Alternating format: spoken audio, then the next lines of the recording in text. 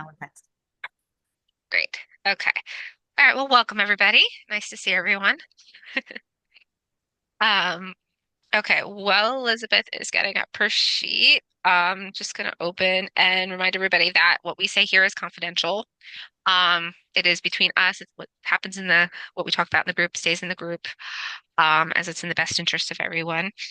Um, and we could start with a light check-in activity about did anybody read or see something fun recently? Happen in life or on the news or something funny on a social media? Something funny? Yes, funny. Yes. Larissa, you go ahead. Yes, actually in my class last night, Mm. um, I don't know if anybody else has worked with Mimosa, but she suggested to look up videos of baby owls that are sleeping. And I highly recommend it because it Okay. does bring so much joy. Um, because as she describes, and it's so true, they can't really sleep standing up yet, and so they kind of just like sleep face down. Like Oh, really? it's very cute, and it was a very mood lifter. Okay. I definitely have to do that. I have to look that up with my kids. 'Cause they love animals. Something that happened funny with me, yesterday, I was trying to get my toddler into the bath and she said, no, myself with her pants. So I let her start taking her pants off. She's 2.5. She's okay with these things. Um, So she got halfway down to getting off her diaper and getting her pants off and her shirt, but then decided that she's done. And she just ran off with her pants around her ankles. He's And like, okay. yeah, near the rest. And she's just giggling, and I have to chase her. And my son's like, Mommy, she's got a bare bottom. And it was just like this, all of a sudden, this mass chaos went. And it was very funny because she's like doing a little shuffle walk because she basically shackled herself. Did she make it For far? not too far before I caught her, but I was laying down on the floor to do it. So I had to get up and then chase her. And my husband like walks in, he's like, What is happening? So I don't know. She changed her mind about the tub. I don't know what else He's to like, say. I don't want to shower anymore. You're Yeah, like, this I'm was done. actually this is way harder than I thought it was. Yeah. I think it's like she quit and then she ran. I don't know why. I don't do this So anymore. yeah, I don't know. It was toddlers are strange. I'm just gonna go with that. Toddlers are the strangest human beings on the planet. So yeah. Sometimes snow can be too snowy is a direct quote of one of mine Oh, once. Yeah. oh. So yeah, it's fun. What about you, Elizabeth? Any fun thing funny to report in Um, I life don't, or saw? I don't know about funny, but maybe I need to bring a little bit more funny into my life because I'm mostly just scaring myself watching all of these Instagram videos of like what to expect for like labor and like delivery. And I send them to my husband and I'm like, I don't think anybody's ever told me this before. So like, what are we doing here? Um, so they're not funny. They're like this like it's like this weird like I want to know what to expect, but then also like scared. And I'm like, I don't understand how there's like human beings in the world if this is how labor is. Like Yeah. how do we keep doing this? Yeah, you kind of block it out. Yeah, yeah. That's what a coworker said. She is four. She was like, you're all like, I'm never doing this again. And then all of a sudden you hold the baby and you're like, I want I more. And want I'm like, another one. I don't know if I was like, I don't know. I don't know. I So mean, there's scientific evidence to back that up. Like that golden hour, if you're able, mhm. not everybody gets it, but if you do, there is nothing like it.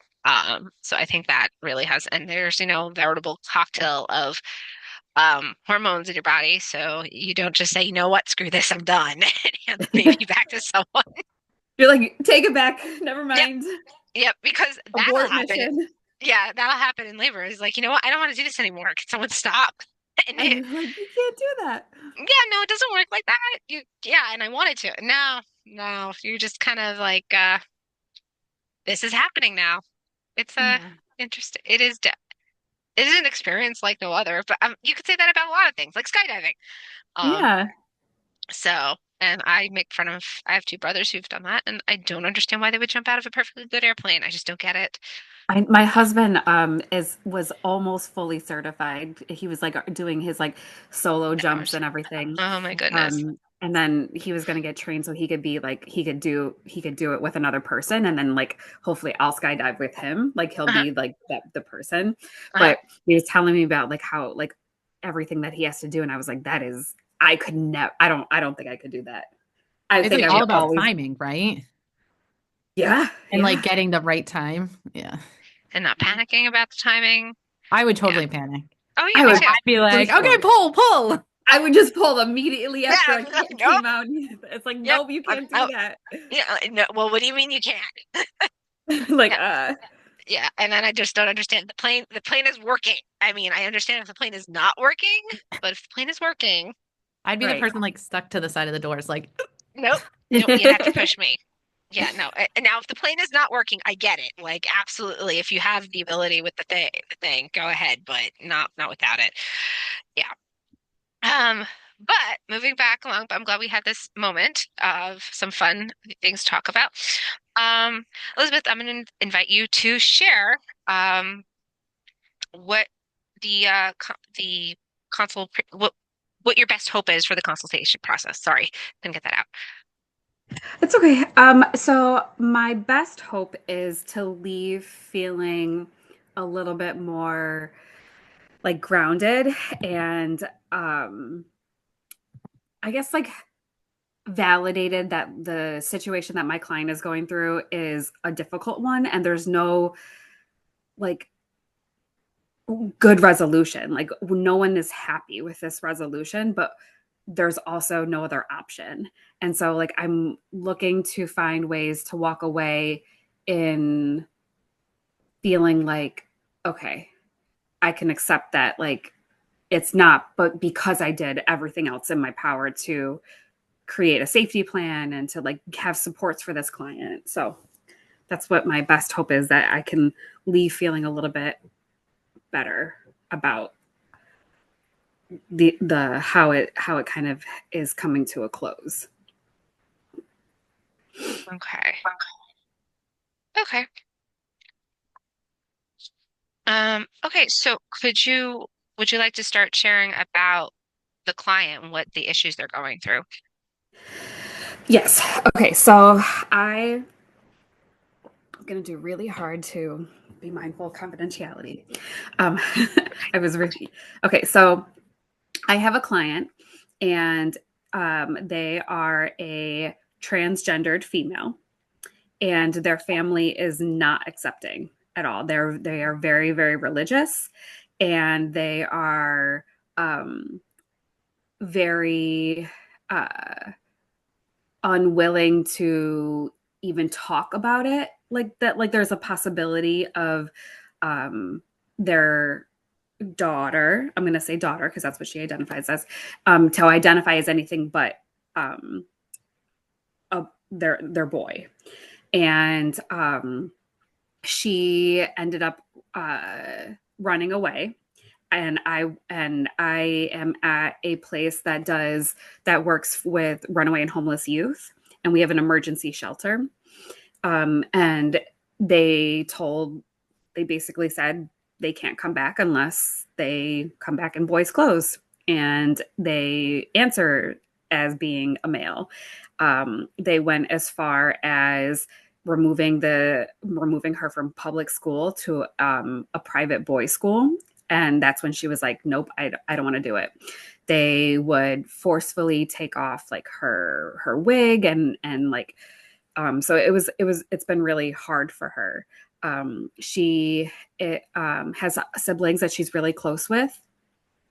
The problem is that CPS has deemed that the home is safe to go back to, and that's because even though we find it extreme, like that they're willing to lock the doors so that they can't leave on their own accord, and that they force them to go to like church and only wear boys clothes, and then they check in at school about like what they're wearing because like the school is allowing her to change into like like her the wig and her clothes, and they put a complaint against the school. the public school. Um, they CPS is saying that like it's not enough physical restraint to like be considered like abuse. So the emergency shelters, we only allow a certain amount of days that they can access before we have to like have a discharge plan, and they're too young to go into like rapid rehousing. They can't get their own apartment, and they're still too young for our transitional living programs, and they won't qualify because CPS has deemed that it's okay to go back home. So we have been working with our youth engagement family specialists, our safe harbor, because like they were referred being at like a high risk, because she has said that she's willing to like she was introduced to another person who is actively being trafficked, and she met that friend at the shelter, which is like an unfortunate situation that does happen, is that like people who are not exposed to it get exposed because like they're in the same shelter. But she was like, well, if that's what I have to do to be able to like live the way that I want to live, and that's hard. That's really hard. So we're trying to create a safety plan so that like even if she does have to go back home, she won't run away to the traffic, the connection of to the trafficker. Mm.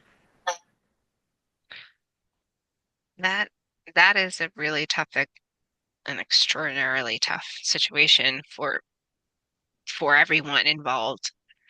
Um, Even the parents, like to have that much resistance to what your child is saying will make them feel happy and whole, and having to wanting to switch their schools out as a result. That's a pretty severe um reaction.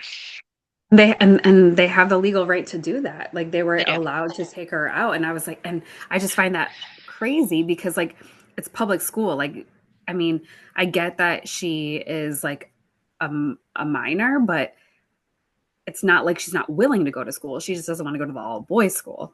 Right. How old is she? Um, I believe she is 14.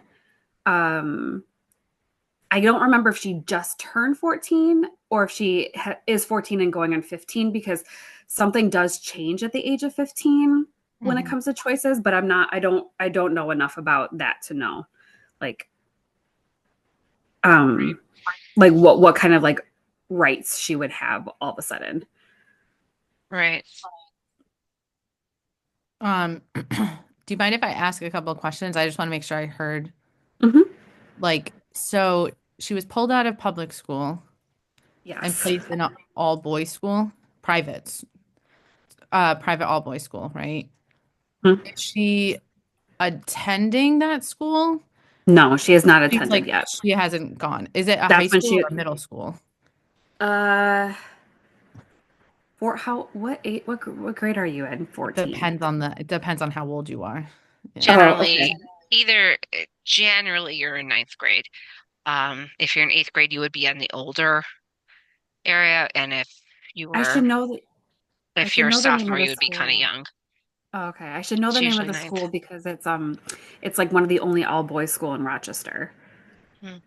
Um, Hmm. so she's not able to access like resources through like a school because they've taken her out of that So environment.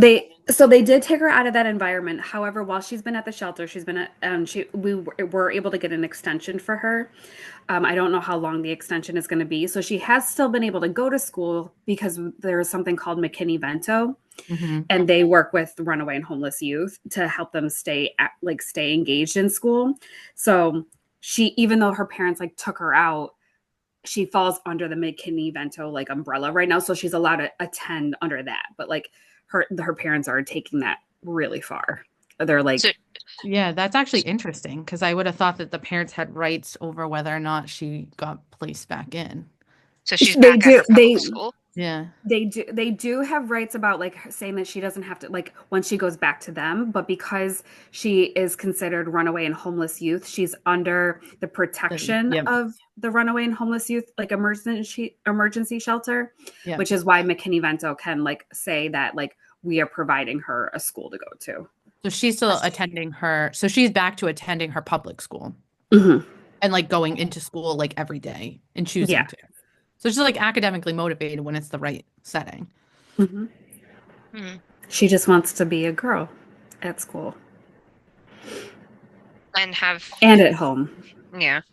And has anyone approached pointing that out to the parents that she's doing a lot of the right things, that she has academic motivation, that even when she's living in a shelter, she's literally trying to better to do what she's supposed to do in terms of school. Like, I mean, your main job as a child, so to speak, is to attend school and do Mhm. your homework and participate in children and teenage activities that are appropriate. And she's trying to do that, but by being so rigid, has that conversation happened? Because now Yeah, she's we looking into we sex work. mhm. Yeah. Yeah, we have not disclosed that she was looking into sex work, Okay. Yeah. because of Makes we sense. she is covered under like confidentiality. It's very Mm. interesting, like what our boundaries are when it comes to that.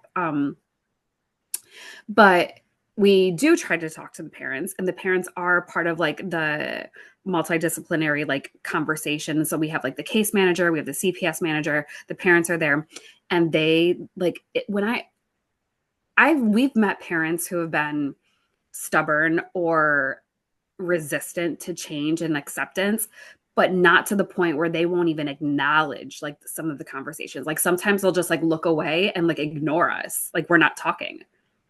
And which is it's wild to see it's like this like shut down. No, I'm not even going to entertain that she is in this place. Mm. Wow. Is she able to access like like gender affirming care? Like as far as like medication, or is she trying to like seek that like through like unofficial channels? That's a Just good 'cause I think question. that puts her like at a higher risk for being trafficked. If she's like trying to access like hormone treatments, um, I feel like that could make they're not incentive, that's like not the right word, but that could be a further risk for her wanting to enter trafficking, is if someone's going to be able to give her the medication that she needs. I think that's a really significant concern, and that's a really good point because I know that she's talked about it, but I don't believe she's made any like actionable steps.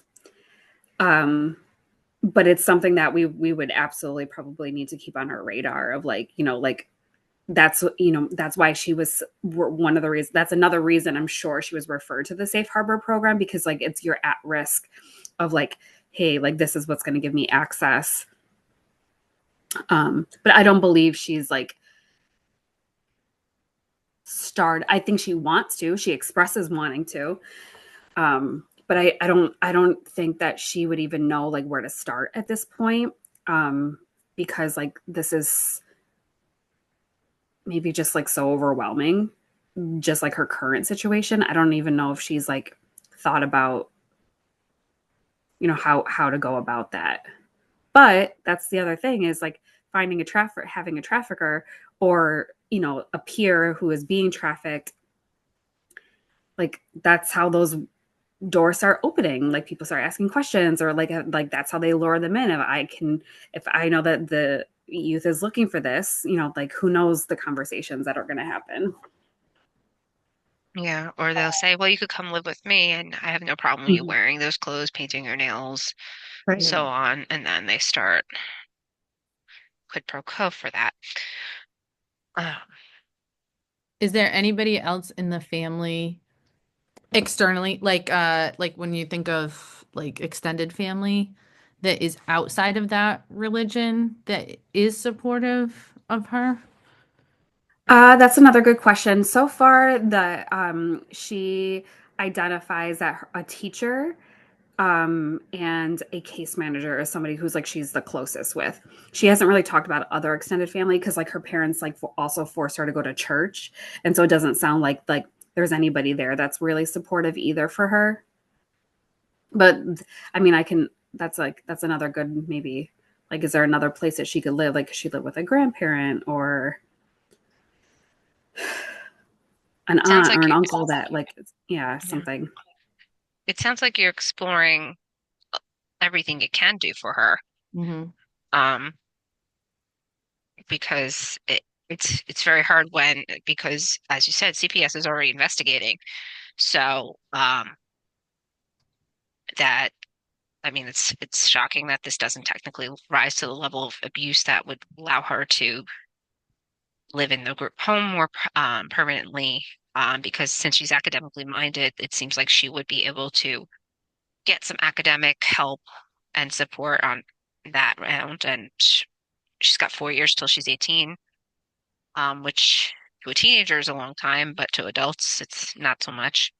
And Mhm. she could, you know, start supporting herself. But um, And you're very time limited on what you can do for her Yeah. because you put things in place when you have her for only such a short time.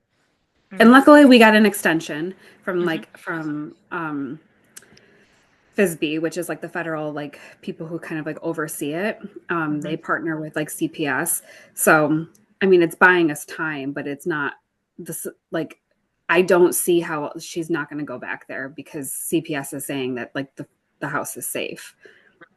So we're really just trying to make safety plans so that like if she decides to run away, she's not running away to a trafficker, but she's Okay, running away to like us or you know a friend or I don't know somewhere else. Like we're trying to like think about like what those safety plans could mean. right. And is she receptive to that? Yes, she is very That's good. receptive to like That's to really safety good. planning. Yeah. Um, how would she feel about church in general? Like, has that maybe a church that is more accepted part of the LGBTQ community? Because maybe that, if they have homes or friendly, that might be a good bridge too for safety Mhm. planning. She hasn't really talked a lot about how she feels spiritually, um, other than like her parents forced her to go as a boy. Hmm. Okay. Um, but she hasn't really talked about whether or not she like is close to anybody at church. Hmm. But that is something that we could also explore is like if there is like a friend or I don't know, like a church member, somebody else. Yeah, or I wonder if her parents would be okay with her going to a different church as long as it's a church, and Mhm. then if it's more discreetly LGBTQ friendly, that might Hmm. give her a enough of a support system that maybe she feels okay at home to not run away. Yeah. Because biggest goal is we want to keep her safe, like Hmm. physically as much as possible, and then work on the mental health aspect around that, um, I would say. Because I mean, it sounds Yeah. like you're coming up with like contingent safety plans. If Hmm. this happens, if this happens, and I feel like that's giving her like different views of what things can look like, who can be helping her, like what could happen. And I think you're like giving her tools on like how to stop and think for a second. I need to do it. I need to do this, or I can go to this person. So I feel like as far as like trying to give her the best possible options, it sounds like that's what you guys are doing. We're trying, definitely. Yeah.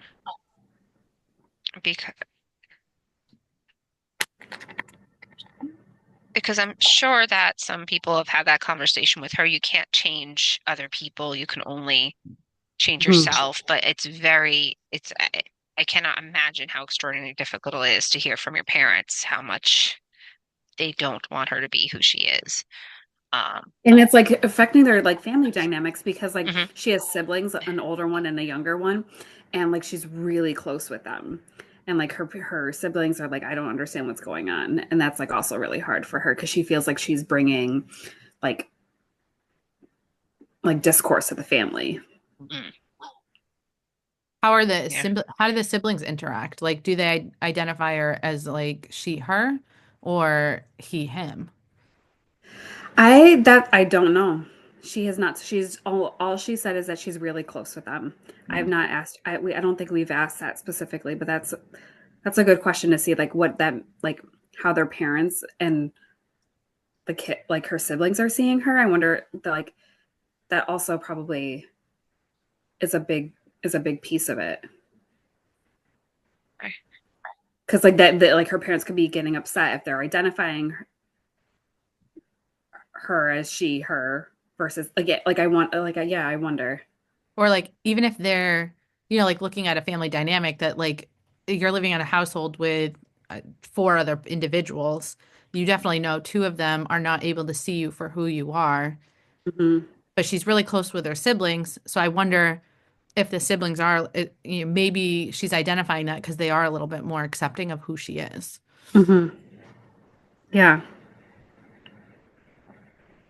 that's a good point to like. I think like just to know like added supports, like if when you're if she's feeling overwhelmed being at home, does she have her siblings that she can go to for like an escape? What do you think is the best for where her parents and she's right now? What do you think is the best outcome that you can, what's like the realistic best outcome for them right now? Them letting her maybe dress at home or maybe not doing the boys' school? I would. I wish that they were like, and I don't, and like I feel like this is not the best solution, but like because I feel bad even saying that like I wish that they could compromise and like let her change out of her clothes like she's been doing at school and then like just change back when she's at home, but like I also know that like that can't be good for her emotionally. Hmm. And so like that doesn't sound like the best solution, but like I don't know how to like where like to pull the parents in to say like where can you meet her? Like what can you do versus just being like no, that's it. I think like so far the best solutions that we've come up with is just creating safety plans for like like what she's going to do when she's like I can't take this anymore. Like I'm going to run away again. So like we're trying to like think of all of the different scenarios of like what what would be the straw to make her run away again and having a safety plan there. Um so that's kind of where we're at. Got it. Okay. Sorry, I like everything you say makes me ask like another question. Is she like um exhibiting any like self-harming or like Mhm. suicidal ideation? No, she is not, thank God. That thing, yeah, that's huge. That's huge. Yeah. Yeah. Yeah. That's what I That would was. that would be a whole different ball game, I think, right?